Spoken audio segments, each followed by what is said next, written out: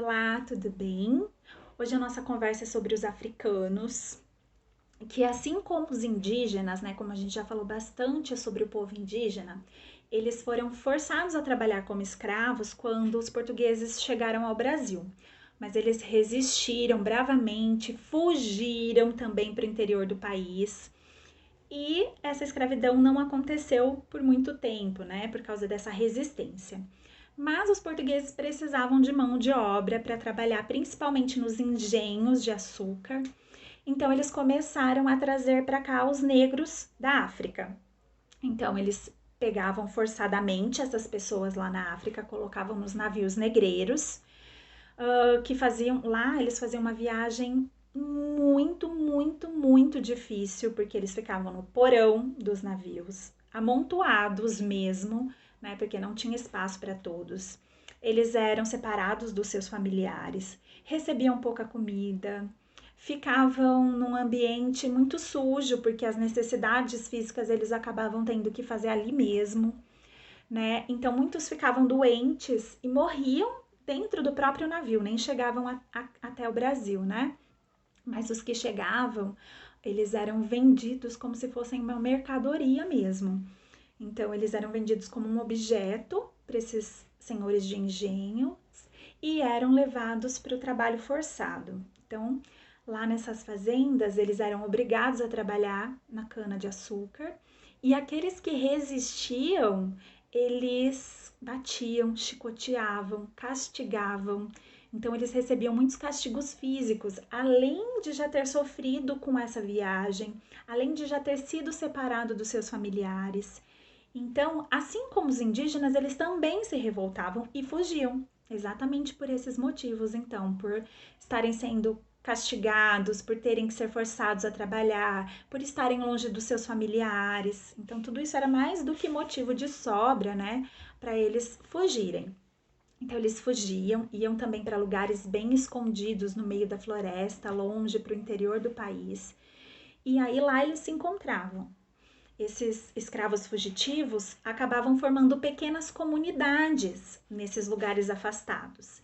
E essas pequenas comunidades ficaram conhecidas como quilombos, tá? Então eles se reuniam, formavam ali uma pequena comunidade, plantavam o que eles precisavam para comer.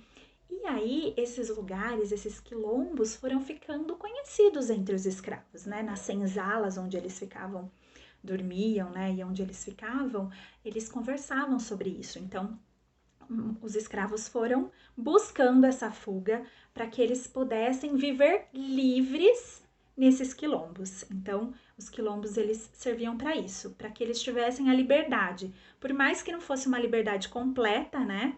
Mas pelo menos eles ficavam livres desses senhores que os castigavam.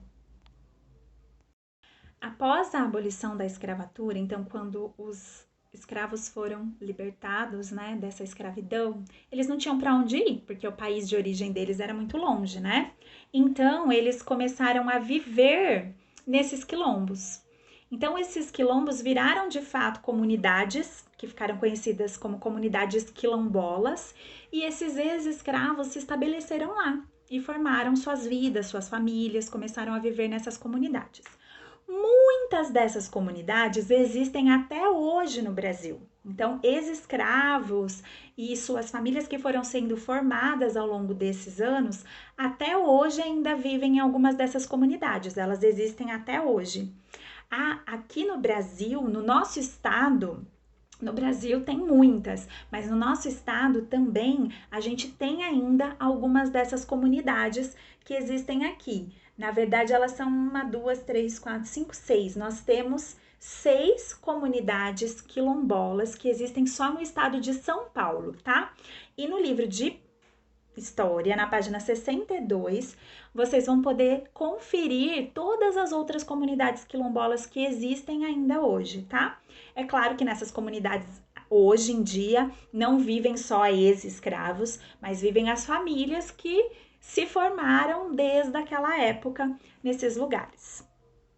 Esse período da escravidão durou 338 anos aqui no Brasil, né? Foi um período muito vergonhoso que a gente tem vergonha mesmo de pensar que essas pessoas foram levadas a viver dessa forma, né?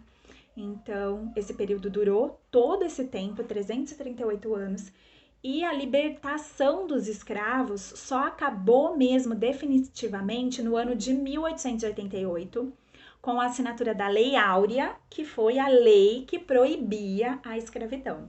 E aí, a partir da assinatura dessa lei, no ano de 1888, os escravos foram definitivamente considerados libertos.